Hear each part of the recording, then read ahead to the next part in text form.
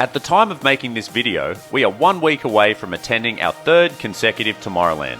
It's truly the best run event that I've ever attended, with the best atmosphere and is just an all-round good time. The attention to detail is mind-blowing, and they make all of the things that suck about going to festivals either awesome or just suck a whole lot less. So here are 13 things that make Tomorrowland what it is.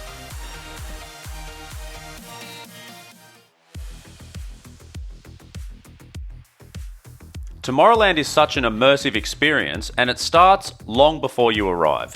Here is a video of how they delivered this year's tickets.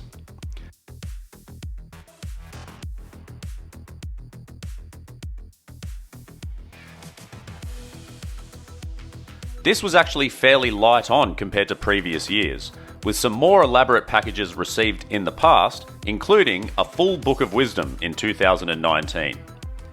This sets the tone for just how different your Tomorrowland experience will be, and it only gets better from there.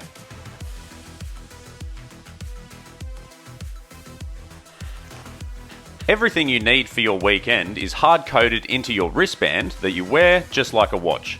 Your entry tickets, money to spend on site, and entry to any other experiences that you have pre-booked. On the subject of money, it's always annoyed me how some promoters force you to buy tokens to spend at the venue, because you are always left with unspent tokens that you can't get a refund on. But at Tomorrowland, as long as you load up your bracelet before the date of the festival, any leftover amounts are fully refundable. This of course encourages you to load up more cash than you may have done otherwise, so it's a win for the promoters as well, and it's a much nicer way to interact with them.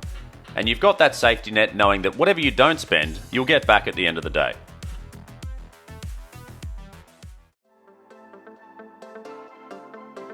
Tomorrowland is the most international crowd you will ever be part of.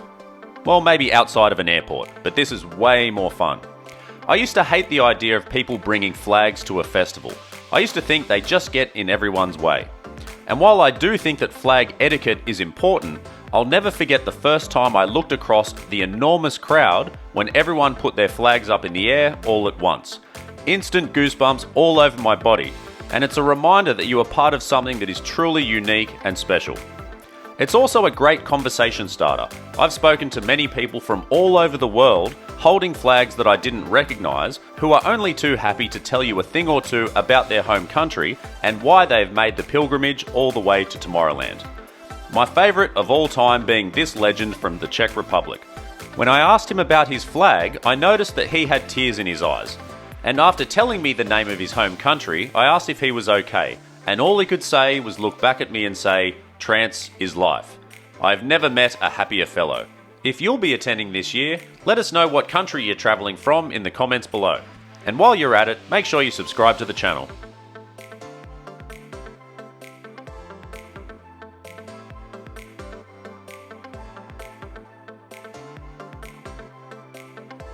Now, I mentioned earlier just how immersive and complete your Tomorrowland experience will be. And if you're flying into Belgium via Brussels Airport, things get real the moment you step off the plane. With the very first Tomorrowland stage that you will see, right there in the airport terminal. And you can expect the music to be pumping both before and after the festival.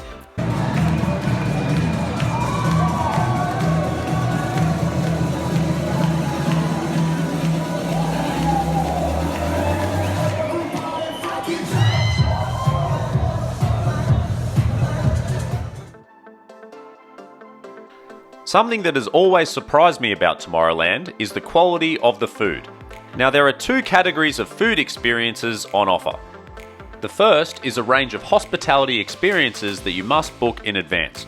I can't speak from experience as to what these are like because we keep missing out on the bookings. But we have spent plenty of time looking over the fence at this amazing restaurant serving incredible steaks and seafood. One day we are dying to get in there. There are also cocktail experiences and other restaurants with amazing views over the main stage.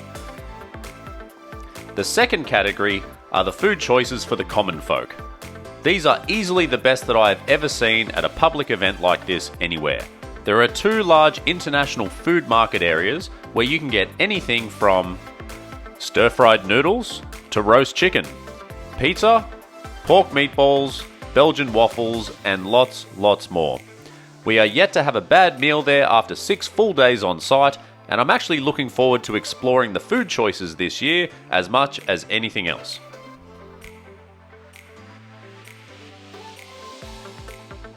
Number 6 is the accumulation of all the little surprises you get along the way. And I wanted to provide a few examples. So picture this, you're walking in at the start of the second day, slightly hungover, a bit parched, low on energy. Hey guys, day 2. Feeling a bit worse for wear, the ears are still fucking ringing. Wearing a pink hat to try and perk myself up. And a happy Tomorrowland representative pops up in front of you to offer you a slice of fresh watermelon. Then there was the time when we turned up and it was raining. We ordered our first drink of the day, and the person behind the bar handed us our drinks, as well as 2 ponchos to make sure we could stay dry throughout the day. What about this? Your legs are exhausted, it's the final night of the party, and you're doing the long walk back to your bus to leave the area. All of a sudden, a Tomorrowland fairy jumps out of the darkness, thanking you for coming and wishing that they'll see you the next year. Or perhaps you're in between arenas in one of the busy thoroughfares, wondering which way to go. All of a sudden, a circus performer pops up randomly just to add some colour to your day. Or maybe you want to relax at one of these strange little chill-out zones with very unusual entertainment. No matter where you go, you're going to discover these little surprises along the way, and it's one of the things that makes Tomorrowland truly unique. You always feel like they genuinely care about your experience.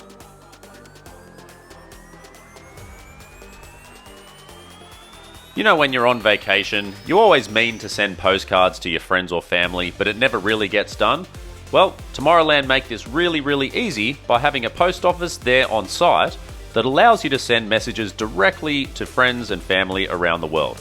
I always really miss my friends when I'm at Tomorrowland because they're never able to come. And this is a nice and easy way to send them a souvenir to let them know that you're thinking of them.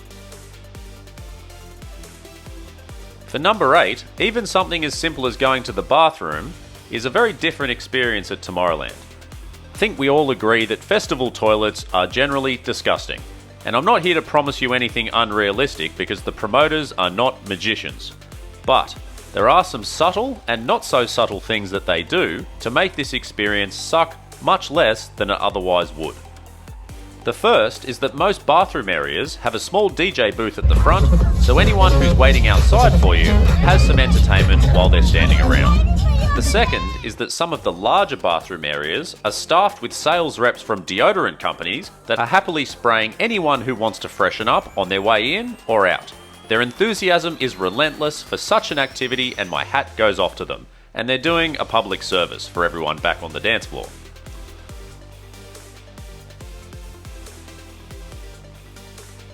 Number 9 is that the global journey packages make your life so easy.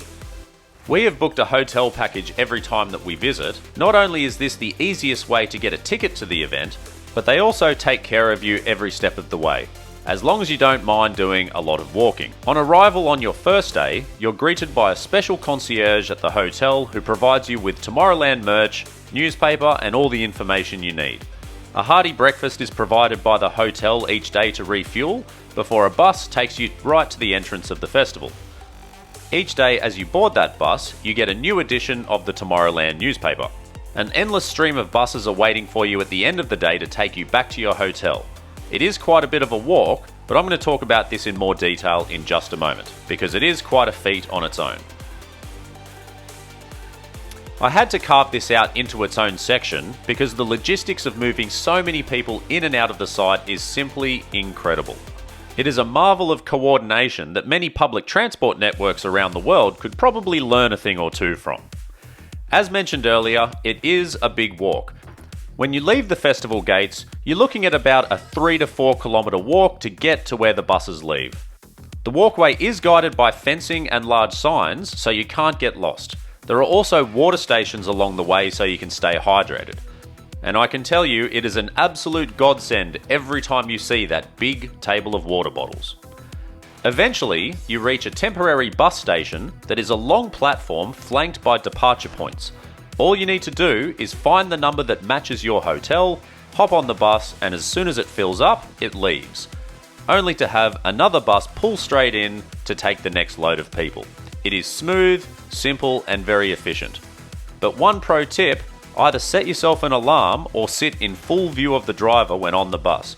We fell asleep on one of our journeys home and woke up in a bus terminal 40 minutes out of Brussels. And we scared the hell out of the bus driver when we emerged from the darkness at the back of the bus, and of course now being stuck in the middle of nowhere.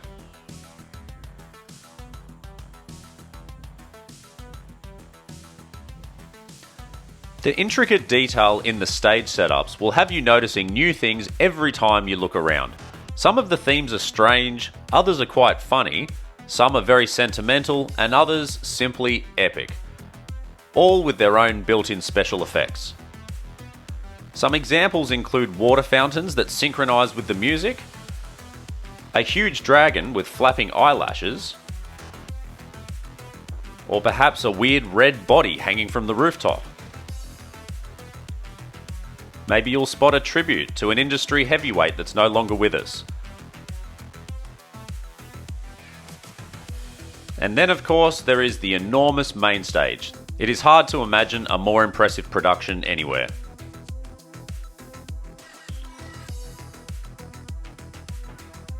There are so many acts performing at Tomorrowland that you're bound to discover something that you like that you haven't seen before.